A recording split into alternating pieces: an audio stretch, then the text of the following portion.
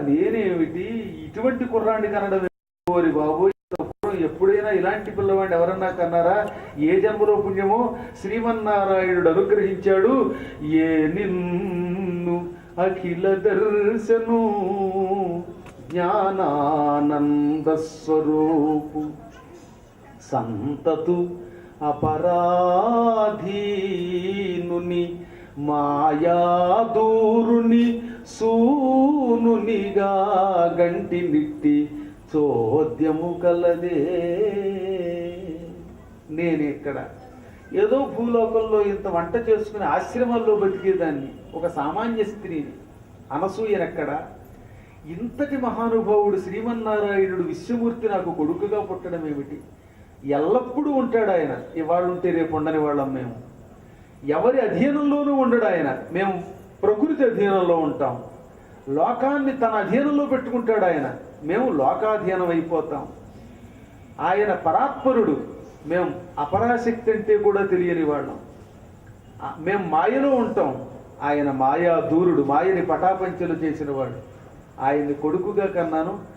ఏదో మాట వరసకి వరం ఇచ్చి ఆ వరం నిలబెట్టుకున్నాడు ఈ పుణ్యాత్ముడు అని కళ్ళ వెంబడి ఆనంద బాష్పాలతో అలా చూస్తూ ఉండిపోయింది. ఏం చేయాలో తెలియదు కనుక స్తోత్రం చేయడానికి కూడా మాటలు రావు. అప్పుడు అసలు ఒక స్థాయి దాటిపోతే బ్రహ్మానందం వచ్చినప్పుడు మనం ఎవరిని ఎలాగా పొగడలేము. ఒక వస్తువు రుచిగా ఉందండి, రుచిగా ఉంటే ఏం చేస్తాం? తీయగా ఉందన్నాం, తీయగా పట్టుకొచ్చారు చక్కెర పొంగల్ అనుకుని. తీయగా ఉందనుకుందాం, తీయగా ఉంటే తీయగా ఉందని చెప్పగలడు, కానీ ఆ తీపి ఎలా ఉంటుందో ఎలా చెప్పగలడు? ఆ తీపిని ఎవడికి వాడే అనుభవించవలసినదే. మీరే ఆలోచించండి ఒకసారి. బెల్లముక్క తిన్నారు, ఎలా ఉంది? తీయగా ఉంది. తీపి అంటే ఏమిటని అడిగాడు మళ్ళీ వీడు. ఏం చెబుతారు? అన్నం తప్ప, బాగుంది అన్నం తప్ప. ఎవడైనా అంతే, గొప్పగా ఉంది గొప్పగా ఉంది అంటాడు. ఇప్పటి కుర్రాళ్ళకైతే తెలుగు కూడా రాదు కాబట్టి గొడవ లేదు. వాడు అన్నిటికీ వాడు చేశాడు, వాడు ఏం చేశాడు అని అడుగుతాను. సినిమా చూసి వచ్చేట కుర్రాడు. నేను కాలేజీలో లెక్చరర్గా పనిచేసిన రోజుల్లో అదో విచిత్రం. ఈ డిగ్రీ చదువుకునే కుర్రాళ్ళు సినిమాలు చూడడం మానేసి నా పురాణం వినడానికి, పాఠం వినడానికి వచ్చేవారు. ఒరే ఈ పూట సెలవిస్తాను పంటరా అంటే పోయేవారు కదా. నాకు ఏదో గొడవ కింద ఉండేదనమాట. పురాణం విన్నట్టుగా ఉండేది వాళ్ళకి పాఠం. అంచేత గురుబెందుతో వినేవారు. ఆ వింటున్నప్పుడు ఒక కుర్రాడు, గురువు గారండి నిన్న సినిమా చూసి వచ్చానండి, కానీ మీరు చెబుతూ ఉంటే ఈ భాగవతం లాంటివి పాఠాలు ఆ సినిమా కంటే చాలా బాగున్నాయి. ఇది సినిమా ఎలా ఉందిరా? భలే అండి అన్నాడు. ఏమిట్రా భలే? భలే భలే ఆ భలే ఏమిటో చెప్పరా? ఏమీ చెప్పలేదు. భలే ఉందండి భలే ఉందండి అన్నమే తప్ప ఆ భలే అంటే ఏమిటో, దాన్ని ఎలా ఉందో నిర్వచించడానికి కూడా భాష రాకుండా ఉంది. కాబట్టి ఆనందం ఎక్కువైతే ఈ ఆనందాన్ని ఎవ్వడూ నిర్వచించలేడు. అందుకనే కబీర్ దాసు గారు ఆత్మానుభవం ఎలా ఉంటుందో ఎలా నిర్వహిస్తాం?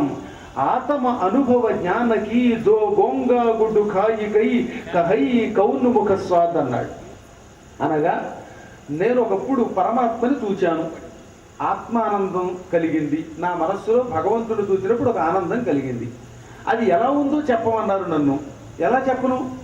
జో బొంగ గుడ్డుకాయికై కహై కౌను ముఖ స్వాద్. మోగవాడు బెల్లం తిన్నాడు. బెల్లం ఎలా ఉందని మోగవాడు అడిగితే వాడు ఏం చెబుతాడు? పూర్వం దూరదర్శన్లో వార్తలు వచ్చేవి మధ్యాహ్నం. ఆ వెనకాతల మళ్ళీ 2 సార్లు బెల్లం ముక్క ఇలా మళ్ళీ పక్కవాడు కూడా చెప్పాలి. కాబట్టి ఇలా సైకిల్ చేయటమే తప్ప బెల్లం ఎలా ఉంది అంటే ఆ రుచి వాడు ఏం చెబుతాడు? అప్పుడు నేనన్నాను, ఒక మోగవాడే కదా మనము కూడా అంతే. ఆత్మానందం పొందినప్పుడు బెల్లం తీయగా ఉంది రుచిగా ఉందంటాం, కానీ ఆ రుచి ఎలా ఉందో వర్ణించలేంగా. ఆ రుచి ఎవరికి వారు అనుభవించాలి, పొందవలసిందే. ఇప్పుడు భగవంతుడిని దర్శనం చేసుకుంటే ఆయన వల్ల అనుభూతి పొందితే ఆ అనుభూతి కూడా ఎవరికి వాళ్ళు పొందవలసిందే తప్ప నాబోటి వాళ్ళు ఉపన్యాసంలో వర్ణించలేరు, మీరు వర్ణించలేరు, అర్థం చేసుకోవలసిందే అన్నారు. ఏదో మాకు తోచినంత వరకు భాషని ప్రయోగిస్తాం. ఒక స్థాయి దాటితే ఇంకా మనం సాధన వల్ల మాత్రమే ఆనందానుభూతిని పొందుతాం. అదనమాట అనిర్వచనీయం అంటే దానికి నిర్వచనం లేదు. There is no definition for it. కాబట్టి ఎవరికి వాళ్ళు అనుభూతిని పొందాలి. ఆవిడ అలా అనుభూతిలో ఉంది. దేవతలు ఉన్నారు, చివరికి స్తోత్రాలు ఆగిపోయాయి. అప్పుడు ఆయన చూస్తూ ఉండగా అలా రెప్పలు వేస్తూ ఉండగా వాళ్ళు టక్కన ఇన్ని చేతులు, ఇన్ని కాళ్ళు, ఇన్ని తలలు, ఇంత విచిత్ర రూపంతో ఉన్నవాడు మళ్ళీ చిన్న పాప అయిపోయాడు. మామూలు బాలుడు, దిగంబరుడు. మళ్ళీ అప్పటి నుంచే దిగంబర దిగంబర అని అండం మొదలెట్టారు ఆయన. గుడ్డలు లేకుండా ఇందాక దాకా పట్టు వస్త్రం కట్టుకున్నాడు, లక్ష్మీదేవి ఉంది, నగలున్నాయి, అన్నీ ఉన్నాయి, అన్నీ పోయి వాడి మామూలు వాడైపోయి ఏం ఎరగనట్టే కార్ కార్ అని ఏడ్చాడు. అప్పుడు స్పృహలోకి వచ్చారు. ఆహా, అయ్యేమ్మాయ ఇది కదా విష్ణుమాయ అంటే. ఇప్పటిదాకా ఇంత విశ్వరూపమా, ఇప్పుడు అదంతా పోయి మళ్ళీ మామూలు కొన్నవాడైపోయాడా, ఏడుస్తున్నాడా అనుకుని దేవతలు బాబు నీ లీలలు నీకే తెలియాలి, హరి హరి హరిమాయ ఒక్క హరికే తెలియున్, హరిహరి హరిమాయ హరికే తెలుసు, ఇంకెవరికి తెలియదు అనుకుని మాయమైపోయాడు. ఇప్పుడు ఈవిడేం చేసింది, ఇందాక పుట్టిన ఇద్దరు పిల్లలు ఎవరి దాన్ని వాళ్ళు వెళ్ళిపోయారు, వాళ్ళని అంత పట్టించుకోలే. ఈ పిల్లవాడిని మాత్రమే పట్టుకొచ్చి శుభ్రంగా స్నానం చేయించి ఉయ్యాల తొట్లో పెట్టింది. కానీ గురుస్థానం కదా అయింది, అందుకని ఉయ్యాల్లో పడుకోబెట్టి అలంకారం చేసి ఊపింది. ఉయ్యాల తొట్టిలో అప్పటిదాకా ఇంత బాలుడిగా ఉన్నవాడు 8 సంవత్సరాల బాలుడైపోయాడు. ఒక్కసారిగా అష్టవర్ష బాలుడు, 8 ఏళ్ల బాలుడైపోయాడు. ఇది ఇంకా విచిత్రం.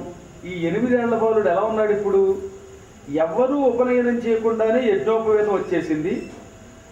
మొలకి కట్టుకోవడానికి ఒక గోచీగుడ్డ, అది కూడా నల్ల జింక చర్మం. అజినము అంటే జింక చర్మం, కృష్ణాజనము అంటే నల్ల జింక చర్మం, అది గోచీగా పెట్టుకున్నాడు. యోగులు గోచిగొడ్డే పెట్టుకుంటారు. ఎప్పుడప్పుడు దత్తాత్రేయుడిని ఎక్కడ చూస్తే మీకు కేవలం గోచిగొడ్డే ఉంటుంది. ఎందుకని అంటే నాకు ఏ వస్తువుల మీద వ్యామోహం లేదు, సంపదలు ఉన్న కొద్దీ లేని కొద్దీ రక్షించుకోవడానికి కష్టాలు పడాలి. ఒళ్ళంతా బంగారం నగలు వేసుకున్న వాళ్ళు కనుక బయట తిరిగితే ఏ ఆటో వాడు పొరపాటును పట్టుకెళ్ళి కొంతూరు ఎక్కి నగలు ఎత్తుకుపోతాడు అని భయపడుతున్నా. ఆయనకి ఏమిటండి, ఉన్నది గోచి, దాన్ని ఎవడన్నా ఎత్తుకుపోతాడనే లేదు పేచి. నిజంగా ఒకడు ఎత్తుకుపోతే వాడి కర్మ తప్ప ఈయనకి వచ్చి నష్టం లేదు. కాబట్టి గోచీలో ఎంత సుఖం ఉంది. ఆడు హాయిగా రైల్వే స్టేషన్లో కూడా దర్జాగా నిద్రపోగలిగేవాడు ఎవడంటే గోచీపాతరాయుడు. మన వాళ్ళు నిద్రపోమని చూద్దాం, అమ్మ ఈ మెడ చుట్టూ ఇలా కప్పేసుకుని, చున్నీ కప్పుకుని, గిన్నె కప్పుకుని, కొంగేసుకుని, ఇంట్లో ఎందుకైనా మంచిగా నగలు దాచుకుని, గిట్టు నగలు పెట్టుకుని యాత్రలకు వెళ్లే ముందు అక్కడికి మంగళసూత్రాలు కూడా ఇళ్లలో దాచుకెడుతున్నారు. యాత్రకు వెళ్ళేటప్పుడు ఏం చేస్తారు మరి, ఆ మంగళసూత్రం ఇంట్లో ఉంటే చాలే, ఇక్కడికి వెళ్ళి పోగొట్టుకోవడం ఎందుకులేనని. ఒక ఆవిడ సుస్పష్టంగా అంది, మంగళసూత్రం ఎందుకే, కనీసం అదన్నా ఉంటుంటే ఏమంటే మీరు ఎదురుకుండా ఉంటుంది ఎందుకండి, బీరోలో పెట్టుకుందాం, మళ్ళీ వాడు ఎవడో ఎత్తుకుపోతాడు, మీరుంటే చాలదా. మంచి తెలివితేటలైంది. అలాంటి తెలివితేటలు ఉన్న భార్యలు ఉంటే కాస్త ఇంకో 4 అంతస్తులు ఎక్కువ కట్టచ్చు. ఏది ఏమైతేనేమంటే మొత్తం మీద ఎందుకు చెబుతున్నానంటే, హఠాత్తుగా ఆ పుణ్యాత్ముడు అంత వైరాగ్య సంపన్నుడై, దత్తాత్రేయుడు దిగంబరుడై, కేవలం గోచీపాతరాయుడై ప్రత్యక్షమయ్యాడు. చెవులకు కొండలాలు వచ్చాయి, రుద్రాక్షలు ధరించాడు, విభూతి రేఖలు మెరిసిపోతున్నాయి. త్రిశిరస్కః 3 తలలు, బ్రహ్మ విష్ణు మహేశ్వరులు ముగ్గురు ఈ 3 తలల్లో ఉన్నాం. నేను కేవలం దత్తాత్రేయుడు విష్ణుమూర్తి అవతారమే కాదు, నేను త్రిమూర్తుల అంశలతో ఉంటాను అని నిరూపించడానికి 3 తలలతో 6 చేతులతో ప్రత్యక్షమయ్యాడు. ఉయ్యాలలోంచి కిందకి దిగాడు. అప్పుడు వచ్చింది ఒక గోవు, మామూలు గోవు కావు, వేదం. చతుర్వేదములు 4 వేదములు ఒక గోవు రూపం ధరించాయి. దూడతో పాటు ఆ గోవు ఆయన వెనక నిలబడింది.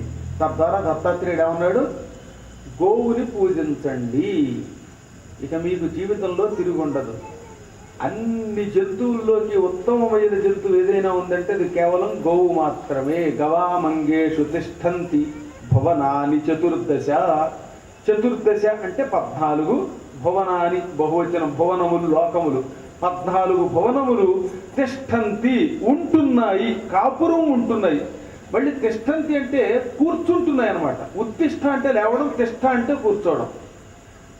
ఆజ్ఞాపించేటప్పుడు ఉత్తిష్ట అనగా లెమ్ము, తిష్ట కూర్చో. అదే తిష్టంతి అంటే కూర్చుంటున్నాయి, సింపుల్ ప్రెజెంట్ టెన్స్, వర్తమాన కాలం. 18 లోకములు కూర్చున్నాయిట. ఎందులో, గవాం అంగేషు, ఆవు అవయవములలో, ఆవు శరీరంలో 14 లోకాలు ఉన్నాయన్నారు. గోమయం యమునా సాక్షాత్,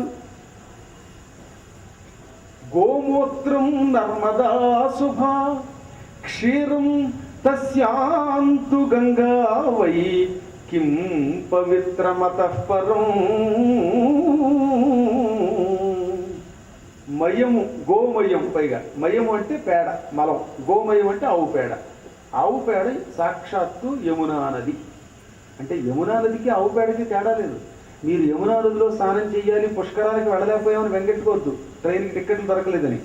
ఆవు పేడ కొంచెం ఒంటికి రాసుకుని హాయిగా బాత్రూంలో స్నానం చేయండి. యమునా నదీ జలంలో స్నానం చేసిన పుణ్యం కాశీఖండంలో స్కంద పురాణంలో శ్లోకం ఇది. ఆవు పేడ అంటే యమునా నది. రోజు కొంచెం ఆవు పేడ ఒంటికి రాసుకుని స్నానం చేసేస్తే నిత్యం యమునా నది స్నాన ఫలితం వస్తుంది. వెళ్ళలేని వారికి. వెడితే వెళ్ళండి, అలాగని మానేయమని కాదు. ఇదేదో బాగుంది అనుకుని మానేశారు, లేనిపోని గొడవ. ఇది ఒక సూక్ష్మ ధర్మం. గోమూత్రం నర్మదా శుభ. గోవు మూత్రం అంటే నర్మదా నది, అందుకే నర్మదా నది స్నానం అంటే మూత్రం రాసుకుని స్నానం చేస్తే చాలు. క్షీరం తస్యాంతు గంగావై. ఆవు పాలు అంటే గంగా నది, అందుకే ఆవు పాలు తాగుతున్నట్టే రోజు గంగాజలం తాగినట్టే. ఆ ఆవు పాలు శిరస్సును దల్లుకుని స్నానం చేస్తే నిత్య గంగా స్నాన ఫలితం వస్తుంది. ఆవులు ఇవి ఉన్నాయి కాబట్టి కిం పవిత్రమతఃపరం, ఆవు కంటే పవిత్రమైనది మరొకటి లేదు. అందుకని ఆవుని వెంట పెట్టుకున్నాడు. అన్ని పాపాల్లోకి గొప్ప పాపం ఏమిటంటే గోమాంస భక్షణ. ఎంత నీచుడైనా పాలిచ్చే ఆవు మాంసం తినకూడదు. అలా తిన్న దుర్మార్గుడి ముఖం చూస్తే పాపం అన్నమాట. అలాంటి వాడి దగ్గరికి వెళ్ళడం వాడిది దరిద్రపు మొహం. అది ఏ పాపానికైనా ప్రాయశ్చిత్తం ఉంది, కానీ గోవుని హత్య చేస్తే ఆ పాపానికి మాత్రం ప్రాయశ్చిత్తం లేదని తెలియజేయడానికి పరమ పూజ్యుడు దత్తాత్రేయుడు విష్ణు స్వరూపుడు గోవుని వెనకబెట్టుకున్నాడు.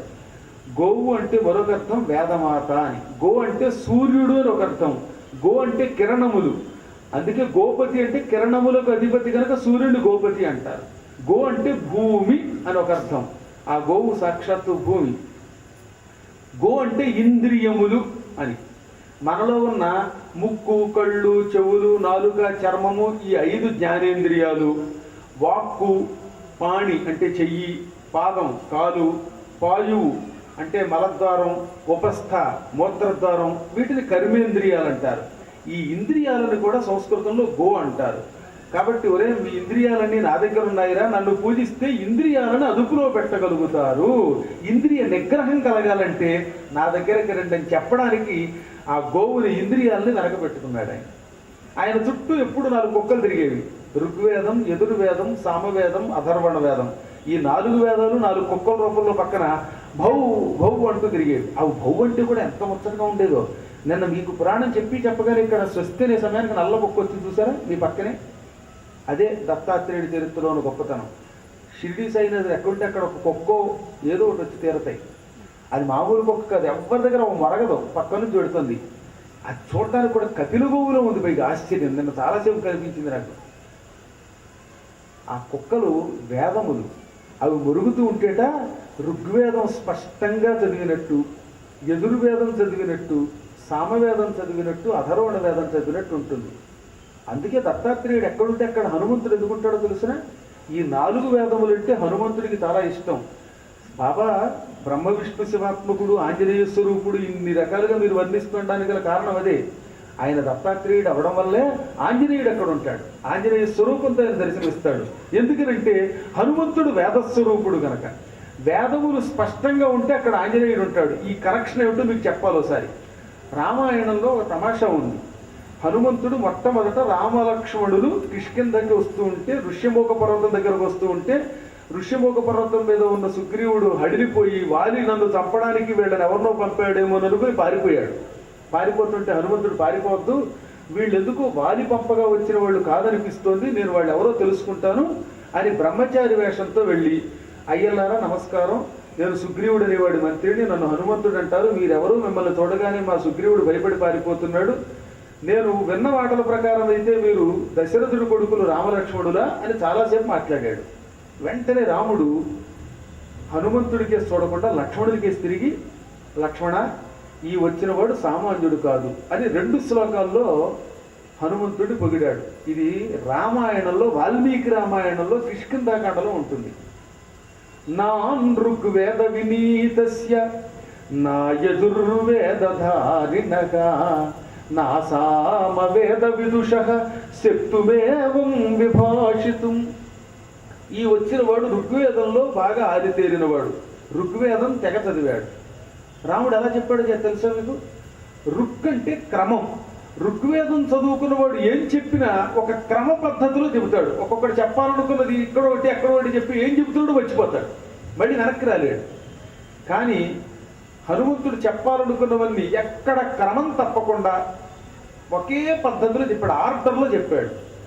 ఋగ్వేదం చదువుకున్నవాడు మాత్రమే అలా క్రమ పద్ధతిలో చెప్పగలడు. ఎందుకంటే ఋగ్ అంటే క్రమము అని అర్థం. కాబట్టి ఇతడు ఋగ్వేద పండితుడు, క్రమం తప్పకుండా చెప్పాడు. రెండోది ఏమన్నాడు, ఎదుర్వేదాన్ని ధారణ చేశాడు, కంఠస్థం చేశాడు.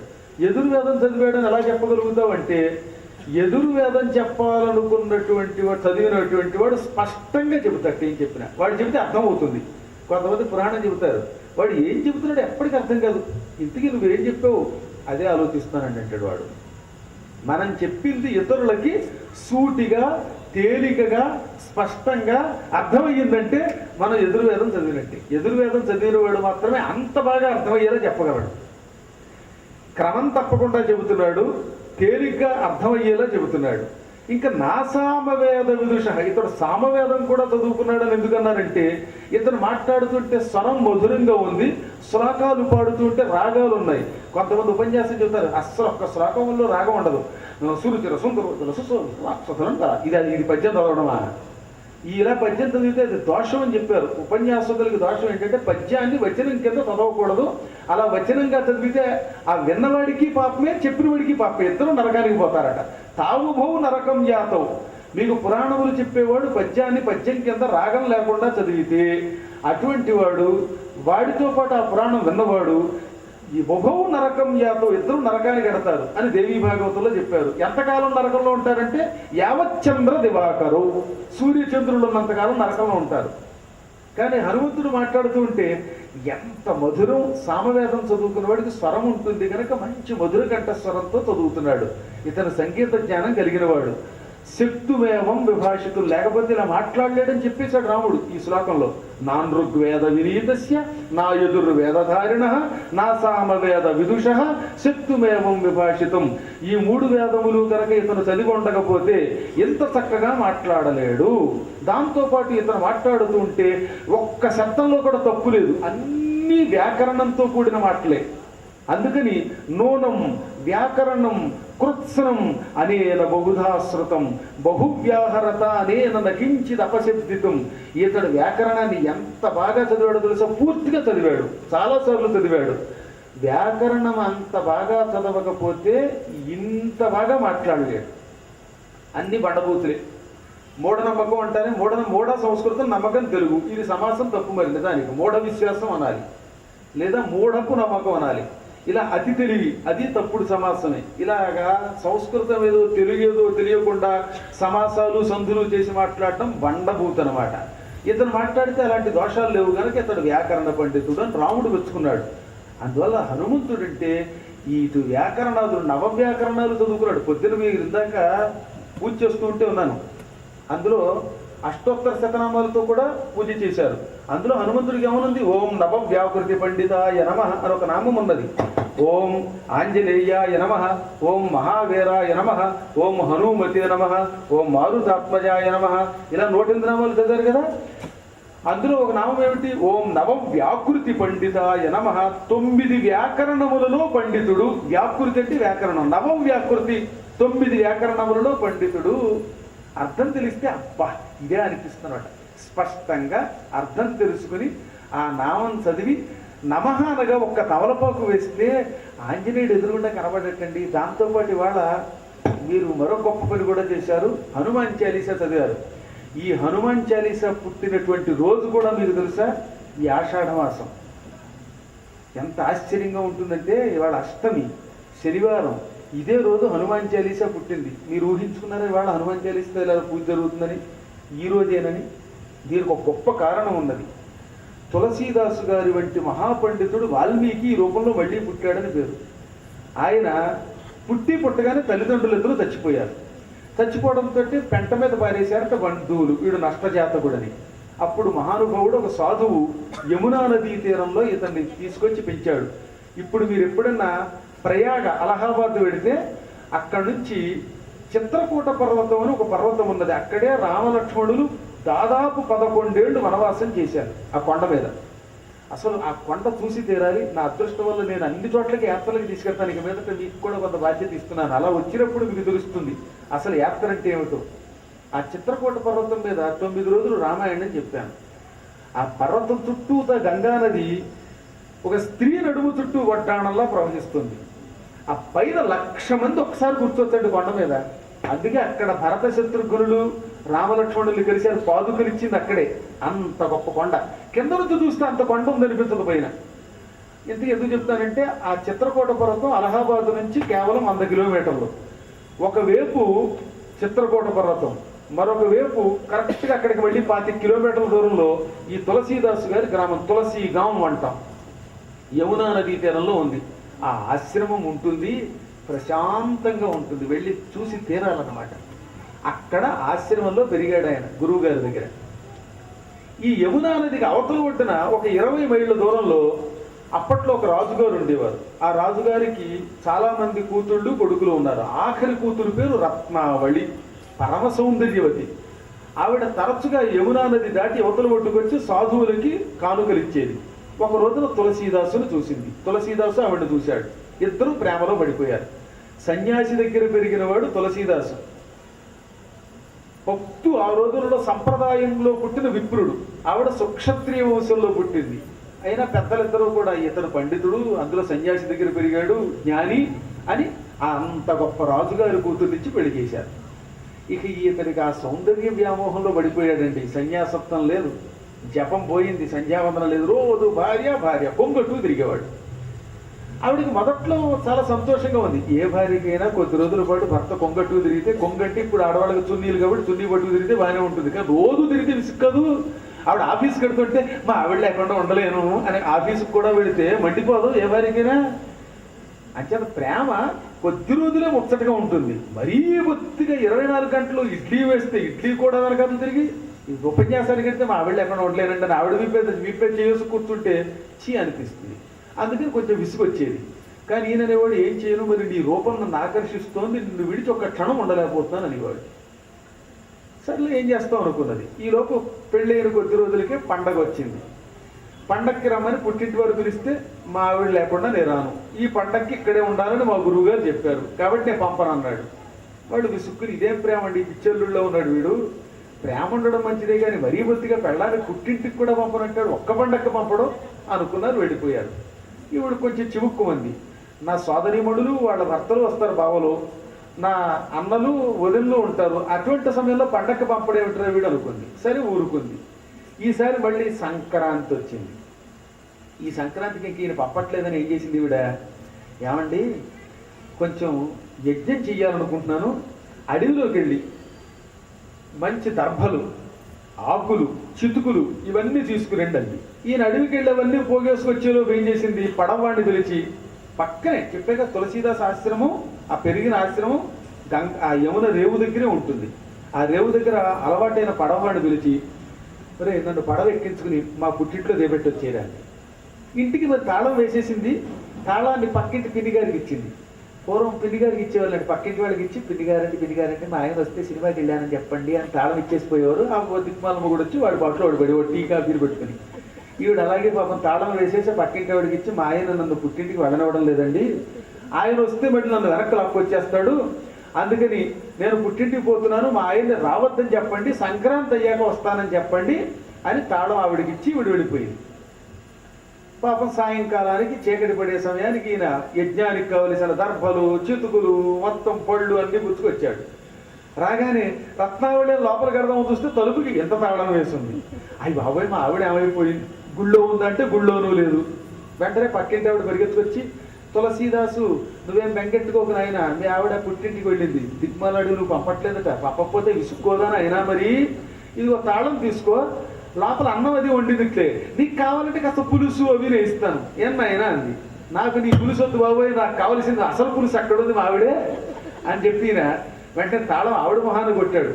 నిన్ను రావద్దంది నాయన మీ ఆవిడంటే, మీరు అన్నీ అలాగే చెప్తారు పిల్లి గారు, మా ఆవిడకి నేనంటే ఇష్టం, అయినా నేను లేకుండా ఎలా ఉంటాను, ఆవిడ రావద్దన్నా వెళ్ళిపోతాను అన్నాడు. అప్పుడు తమాషా ఏంటంటే ఆవిడ వెళ్ళగానే ఆ పూట ఏం జరిగిందో తెలియదు కానీ హఠాత్తుగా వర్షాలు కురిసి వరద వచ్చింది.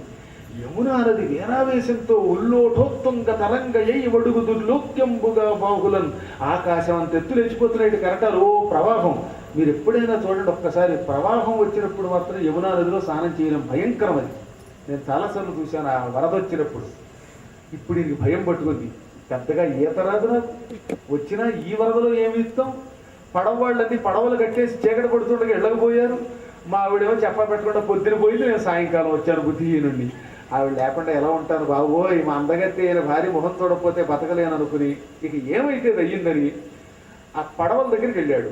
తీరా పడవలన్నీ గట్టిగా గొలుసులు వేసి కట్టేశారు కొనివాడు. తాడుతో కడితే తాడిప్పుకు పోదాం అనుకున్నాడు, అవి ఇనప గొలుసులు తాళం వేశారు. హారి పడవల వాళ్ళలారా మీ తెలివితేటలు మండిపోను అనుకుంటూ ఉంటే నీళ్లలో ఒక శవం కొట్టుకొస్తుంది. టక్కన దాని మీద దూకేసి, అంటే వ్యామోహం, భార్య వ్యామోహం, శవం మీద ఎక్కి దాని మీదే తెడ్డు వేసుకుంటూ ఈదుకుని అవతల గడిపోయాక శవం మీద తేలుతున్న శవం మీద ఎక్కి లోలత్తం అవతల ఒడ్డుకు వెళ్ళి అప్పటికి కటికి చీకటి అయిపోయింది. ఇంకా వర్షం మొదలైంది. ఆకాశం అంతా మేఘావృతం అయిపోయి పెద్ద పెద్ద కుంభవృష్టి కురుస్తూ ఉంటే ఆ వర్షంలోనే తడిసిపోయి 25 మైళ్ళ దూరం నడుచుకుంటూ వెళ్ళాడు. అప్పటికి కోట తలుపులు వేశారు.